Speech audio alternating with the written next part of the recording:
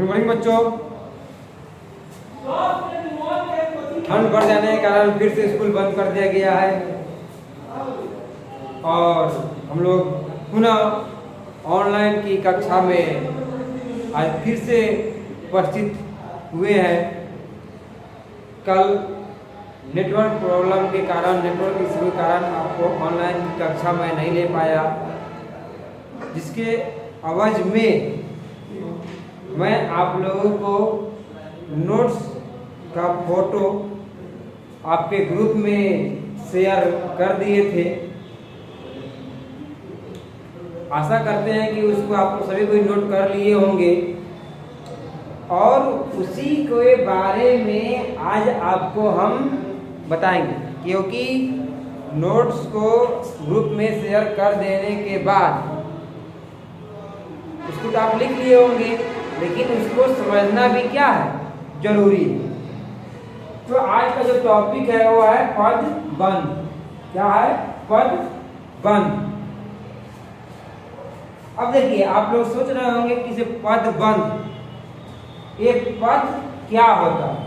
क्या कोई बड़ा सा वर्ड होता है? क्या बड़ा सा कोई शब्द होता है? क्या कोई वाक्य होता है? तो नहीं, पद भी एक प्रकार का शब्द ही है।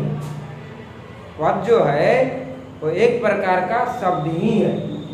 अब देखिए, कि वाक्य से अलग रहने पर शब्द, ठीक है, और वाक्य में प्रयुक्त हो जाने पर शब्द जो है वह पद कहलाता है। जैसे में हमने यहाँ पर लिखा कमल, तो क्या है? एक शब्द है और इसी शब्द को अगर हम वाक्य में प्रयोग करते हैं, जैसे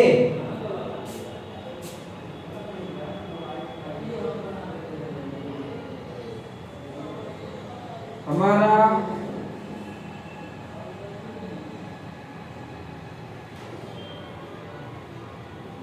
राष्ट्रीय फूल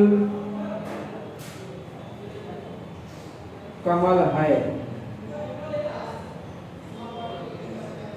ठीक है। जो यहाँ पे कमल आया वो आपको पद कहलाएगा, ठीक ना। अगर वाक्य से बाहर है तो ये आपको शब्द कहलाएंगे, लेकिन जब इसको हम वाक्य में प्रयोग कर देंगे तो क्या हो जाएगा? ये पद कहला जाएगा। दूसरा चीज देखिए कि गंगा सबसे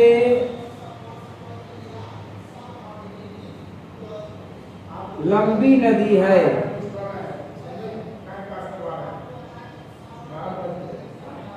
अब देखिए, गंगा भी क्या है? एक संज्ञा है, एक शब्द भी है। लंबी भी क्या है?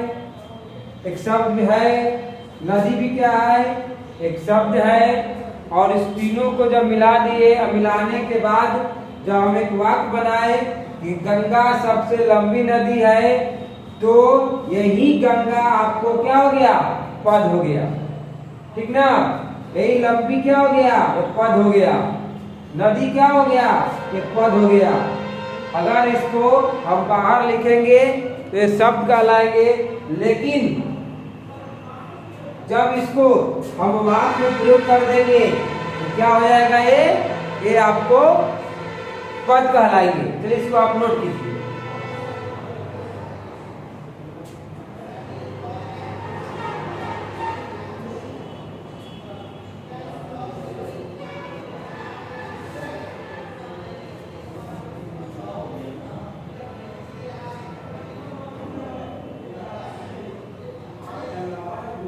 ठीक है, हो गया। अब देखिए, प्यारे बालक और बालिके,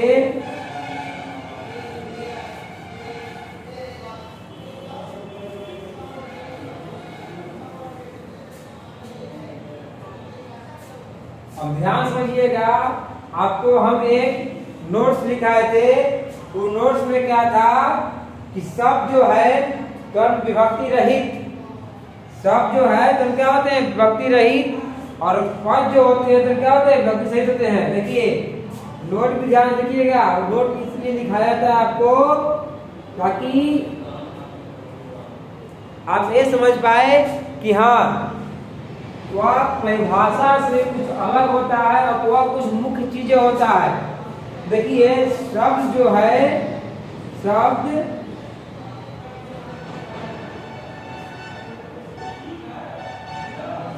विभक्ति रहित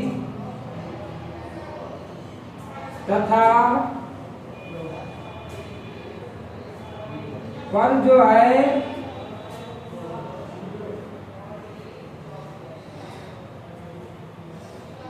सहित होते हैं, क्या होता है। अब देखिए यहाँ पे विभक्ति रहित और विभक्ति सहित है। यहाँ पे तो शब्द जो होंगे वो विभक्ति रहित होंगे, उसमें कोई विभक्ति चिन्ह नहीं होगा, लेकिन पद जो होगा विभक्ति चिन्ह होगा, क्योंकि उसके जस्ट अगल बगल में कुछ न कुछ या तो में या तो से या तो है का प्रयोग जरूर होगा आपको। ठीक है, चलिए इसको नोट कीजिए।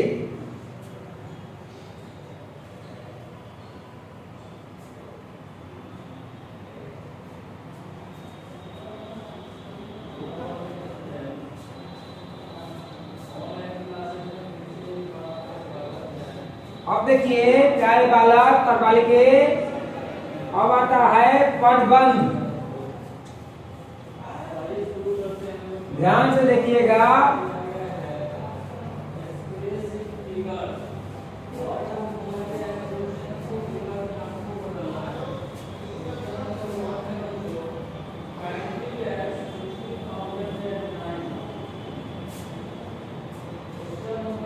पदबंध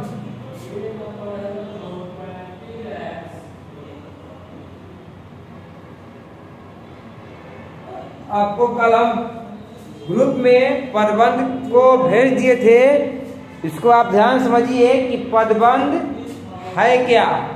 तो जानते हैं आप सभी कोई कि जब दो या अधिक शब्द, जब दो या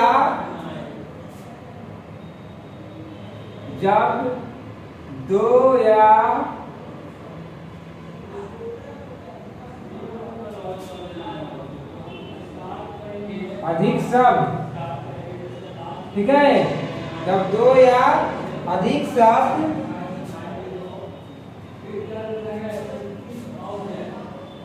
पद नियत क्रम में और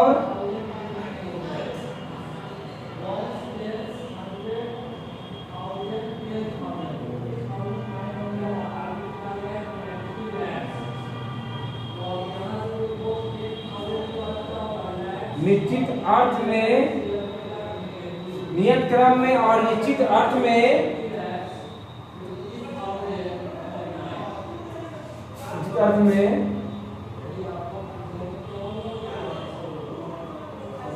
किसी पद का कार्य करते हैं,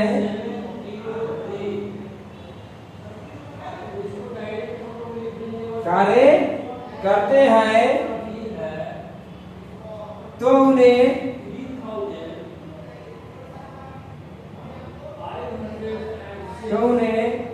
पदबंध कहते हैं।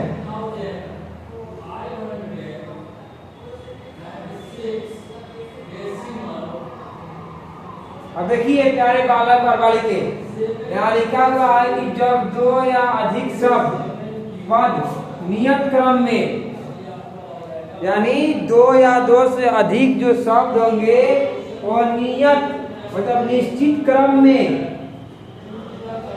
और निश्चित अर्थ में, इसका अर्थ भी का निश्चित प्रस्तुत होना चाहिए। अर्थ में किसी पद का कार्य करते हैं तब उन्हें क्या कहते हैं, पदबंध कहते हैं। अब एक ऐसे इसलिए सबसे सबसे तेज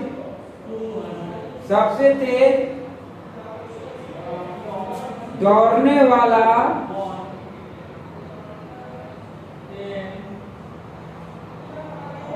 लड़का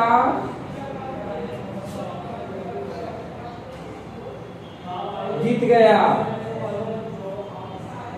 ठीक है, अब देखिए यहाँ पे ये सभी जो है एक निश्चित क्रम में है और सबका कुछ ना कुछ अर्थ निकल रहा है, ठीक ना। तो सबसे तेज दौड़ने वाला लड़का क्या हो गया, जीत गया। ये कहीं से शब्द है और इसको हम लोग नियत क्रम में इसको लगा दिए हैं, सजा दिए हैं और उसका कोई ना कोई अर्थ को प्रस्तुत हो रहा है, जिसके वजह से क्या हो गया, ये आपको पदबंध हो गया। ठीक है प्यारे बालक, चलिए इसको नोट कर लीजिए।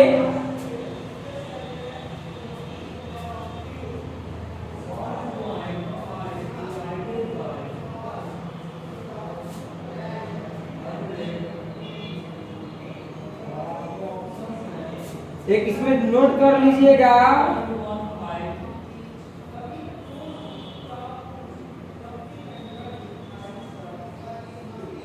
पदबंध को वाक्यांश भी कहते हैं।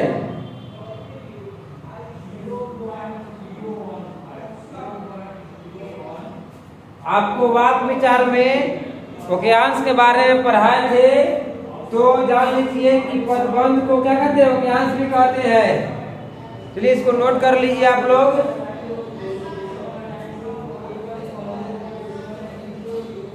और आज की कक्षा में इतना ही रखते हैं, फिर आपको अगली कक्षा में पदबंध के बारे में बताएंगे, समझाएंगे, जानकारी देंगे कि पदबंध को कितने भागों में बांटा गया है, कौन कौन से है, किस प्रकार से है। ठीक है प्यारे बालक, तो आज के लिए इतना ही, धन्यवाद।